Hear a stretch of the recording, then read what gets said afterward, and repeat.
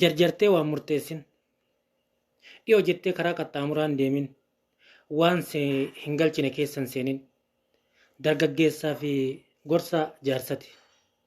Qophiin tuni qophii gabaabduu ergaa bareedduu of keessaa qabdudha. Namni obsaan dhageeffate ergaa bareedduu tana irraa fayyadamee ittis fayyadama jedheetti yaada.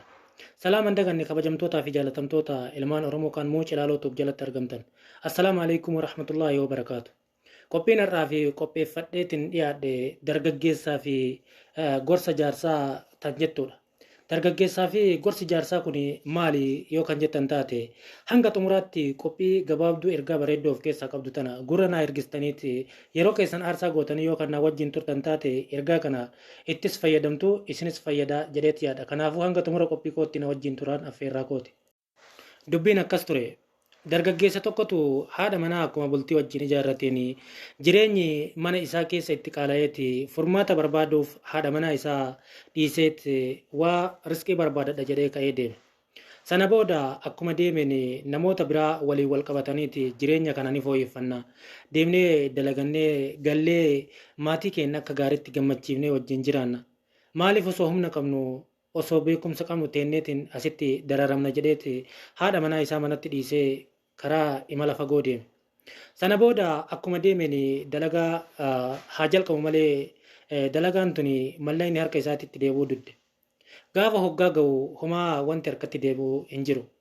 Har'a boruu iftaan har'a boruu iftaan har'a boruu iftaan osoo jedhu jireenya mana jireenya isaa irra imalee waggaa 15 ture.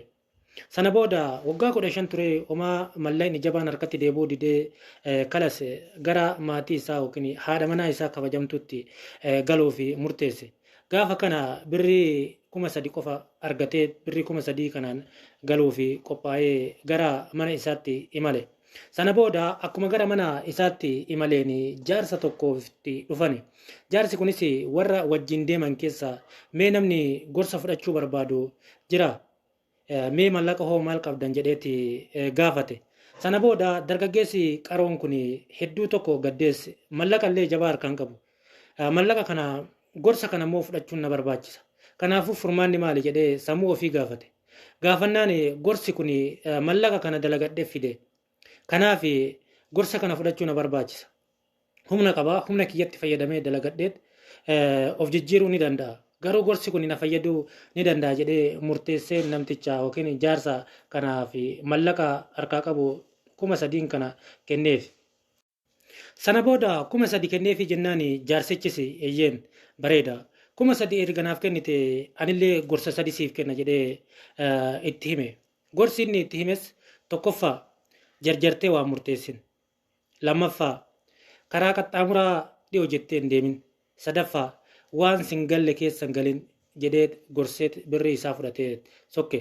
Sana booda akkuma xiqqoo deemaniin warri gurbaan kun wajji deemu karaa qaxxaamuraati jedhaniiti bosona wayii keessa duudan. Yogguu kana mucaan karaa qaxxaamuraa gorsa jaarsaa kana yaadate. Dhiyoo jettee karaa qaxxaamuraa hin deemin jedhee gorsa isaa kana fudhate. Warroonni yoo inni birrii 3,000 gorsa 3 kana bitatu itti qoosee fi itti kolfe warra amma karaa qaxxaamuraatti jedhee gara huuraa deemu kana. Sana booda gurbaan kun gorsa kana yaadatee hedduu danaqqatamee dhaabate. Dhaabatee jarri ni deemani. Inni immoo karaa qaxxaamuraa irra karama dheeraa deemuu naa wayya jedhee gorsa jaarsaa kana fudhatee jararraa hafee karaa biraatirra deeme. Sana booda akkuma xiqqoo akkas deemeen jarri achi keessa duudan kun hattuudhaan qabamanii achi keessatti reebamaniitu waan kiisii qaban irraa fudhatamee achuma keessatti reebamanii du'an. Sana booda akkuma xiqqoo deemeen aduun dhiitee namticha wayiitti dhufe. Namtichi kunis manni isaa karaarra jira. Na bulchaa jedhee isa gaafannaan hayyee buli jedheenitti namtichi seensise. Seensisee dargaggeessi kun nyaatee dhugee sana booda bulee ganama qarbiidhaan hedduutu naannoo mana namicha kanaa jira. Qarbiin kun maalinni kan mana kee biraa jedhee namticha kana gaafate. Namtichis eeyyeen haati manaatiyya hedduu fokkistuudha. Manni kiyya karaarra waan ta'eef namoonni karaa kana dhufanii yeroo baay'ee na bira bulan. Ati maaliif niitii akkana fokkistuu tana fuute yoo naan jedhani ani akkamitti haadha manaatiyyaan akkana jedhan jedhee dhahee ajjeeseetiin awwaala. Kanaaf ati waan kana naan hin jedhiniif galata guddaa na biraa qabda jedheeti birrii 10,000 shallamee sana booda gurbaanis yoo tana gorsa jaarsaa kan birrii 3,000 irraa bitate jarjartee waan singalle keessa hin galin kan jedhu kanatu isatti dhagahame. Sana booda gurbaan kun hedduu gammade. Gurbaan hedduu gammadeeti gorsi jaarsaa kun akka gaariitti akka isa fayyadellee beeke. Sana booda achi gara mana maatii isaa yookiin gara mana haadha manaa isaatitti imaluuf qajeele. Sana booda deemaa bulee deemaa ooleeti deemee mana haadha manaa isaa tan udda biraa bahee hoggaa 15 turte bira dhaqe. Akkuma achi dhaqeen aduun dhiyeette halkan keessa sa'aatii 6 waan ta'eef isii tana hin kaasu jedhee murteeffatee harka dheereffateeti karraa ofuma of jalaa banee mana seene. Hogguu mana seenu niitiin isaa tan inni jireenya isiif jecha jireenya isii fooyyessuuf jecha isii wajjin jireenya jijjiiradha isii wajjin gammadee jiraadha. Humna qabu kanaan dalagadheetiniin niitii tiyya tana gammachiisa jedhee inni waggaa 15 obsee irraa deemeetiin itti galu tuni yoo inni mana osseenu dargaggoota lama garaagaraa naqattee jidduu ciifti. Sana booda gurbaan kun hedduu aareet waraanuu hin waraanu dhayuu hin dhawu jedhee sammuu ofii kana hedduu takka keessa olii gadi yaada keessa seene. Sana booda hogguu tana waa takkatti yaadate. Gorsa jaarsaa tan 3,000 bitate san keessa 2 hojii bareedduu irra oolchite waan ta'eef takkatti nafte suni jarjartee waa murteessin isii jettu tana.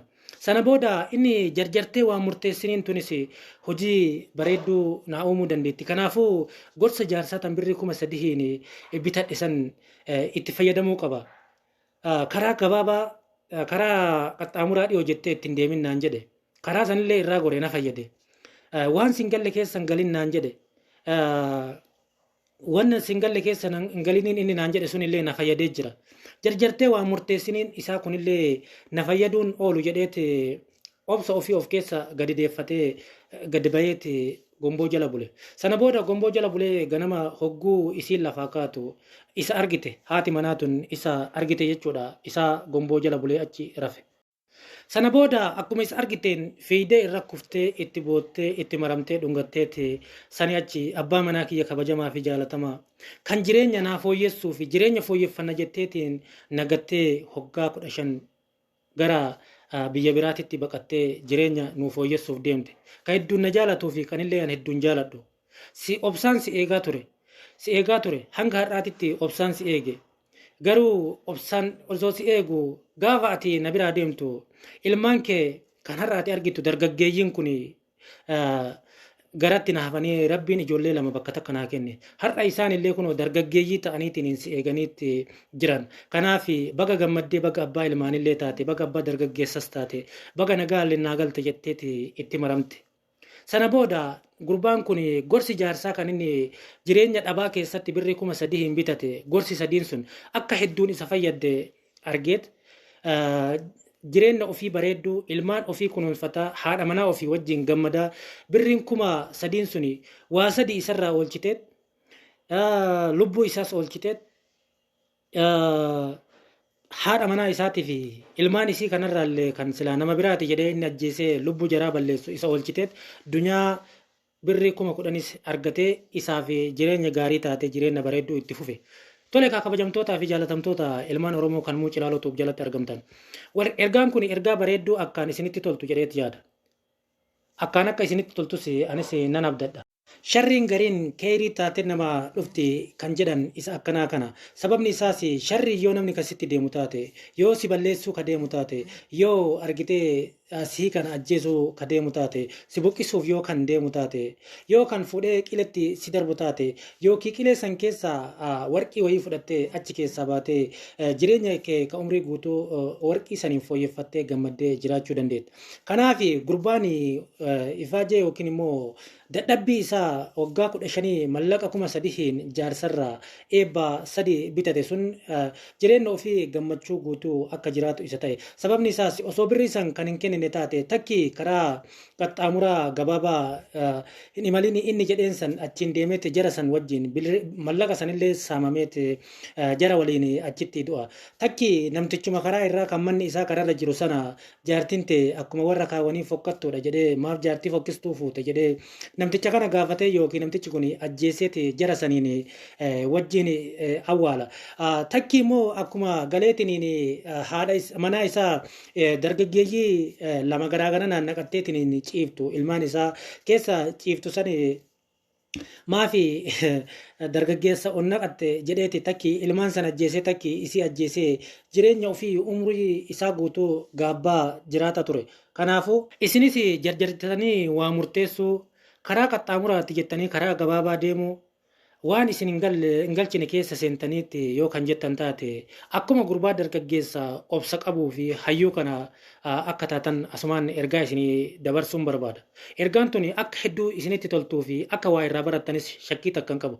Kanaaf warri haaraa gara YouTube chaanaalii kiyyaa dhuftan maatii akkanaa taatan asumaan isin gaafachaa warri dur maatii koo taatanii na jajjabeessaa turtan laayik sheer gochuun koomentii naa gochuun na jajjabeessaa turtan hedduu isin galateeffadha. Galanni keessan bilisummaa haa ta'u.